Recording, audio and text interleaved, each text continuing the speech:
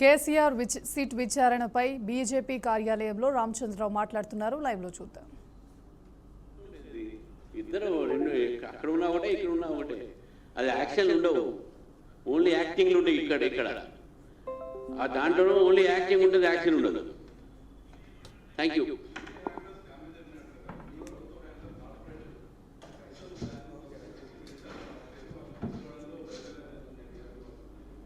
వాళ్ళు అప్పుడు పోయిన వాళ్ళు యూపీఏ ప్రభుత్వంలోనే వాళ్ళకు లోన్లు ఇచ్చారు, యూపీఏ ప్రభుత్వంలోనే స్కామ్ జరిగినాయి, మా ప్రభుత్వంలో రికవరీ జరిగినాయి. వాళ్ళ ప్రాపర్టీస్ మేము కన్ఫిస్కేట్ చేసినాము, మేము రికవరీ చేసినాము. దాదాపు 4,500 కోట్ల రూపాయల దాకా మేము రికవరీ చూపెట్టినాం. దాంట్లో వాళ్ళు చేసిన తప్పిదానికి మేము రికవరీ చూపెట్టినాము అని మీరేం చేశారు? వాళ్ళు రికవరీ కాదు, వాళ్ళ దగ్గర నుంచి మీరు కమిషన్లు తీసుకున్నారు, మేము ప్రభుత్వాలు రికవరీ చూపెట్టి తీసుకున్నాను. Thank you. ఇంతటితో ఈ ప్రెస్ ఏమండి మీరు అప్లై చేసినా? చలో, ఇంతటితో ఈ సమావేశం ముగిసింది.